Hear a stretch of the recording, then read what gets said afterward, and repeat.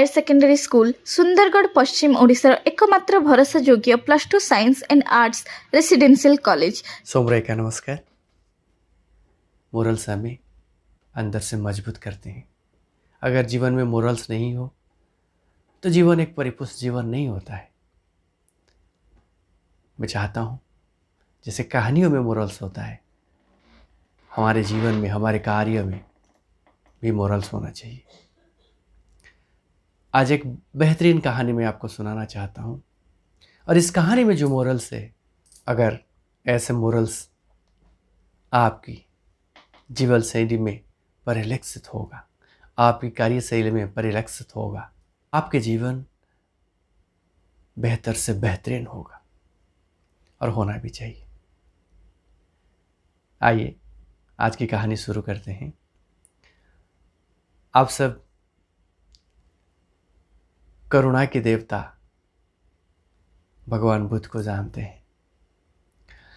उनके जीवन, उनकी नीति, उनकी आदर्श जहाँ भी आप स्पर्श करेंगे आपको करुणा का स्पर्श मिलेगा। जहाँ कथा करते थे बुद्ध, तो उनकी कथा सुनने के लिए लोगों की भीड़ इकट्ठा होता था। एक व्यक्ति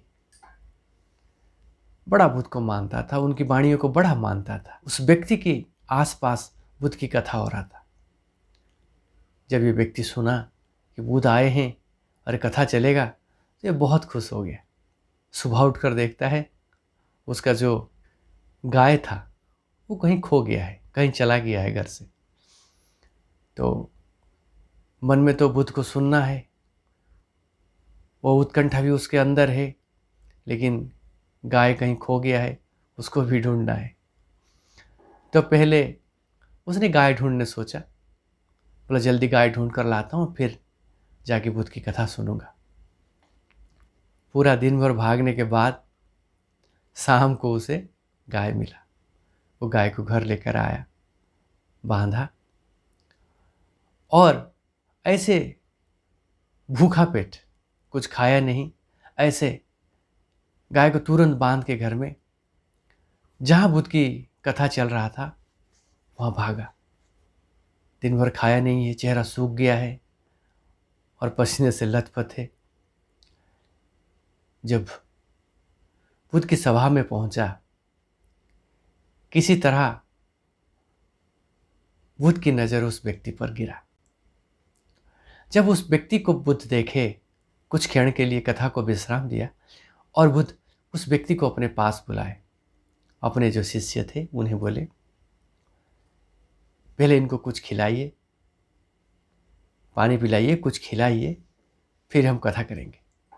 जब कथा समाप्त होने के बाद एक शिष्य उन्हें आकर पूछा, प्रभु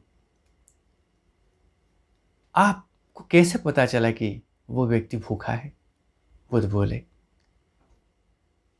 प्रकृति में साधना करोगे, किसी की मुख देखकर उसकी दशा आप अनुभव कर सकते हो। इस कथा से हमें यह सीखने को मिला, अगर अशांत है, भूखे हैं, तो उस वक्त हमें कोई कार्य नहीं करना चाहिए। पहले अपने भूख को शांत करना चाहिए, मन को शांत करना चाहिए।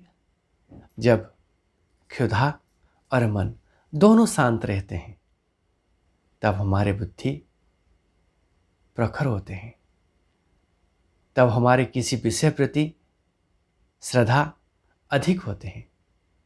और जब हमारा बुद्धि और श्रद्धा दोनों एक सरल रेखा पर होते हैं, तो हमारा कार्य भी सिद्धि होता है। अगर आप विद्यादान करते हैं, शिक्षा दान करते हैं, तो पहले आपके जो विद्यार्थी है, आप उसके मन और क्षुधा दोनों को शांत कीजिए, और आप उसी की भावनाओं को समझ पाएंगे। तभी जाकर वो आपके प्रति आकृष्ट होगा, और आप जो भी शिक्षा दान करेंगे वो 100% ग्रहण कर पाएगा। इस कहानी की यही मोरल से आज के लिए इतना। नमस्कार।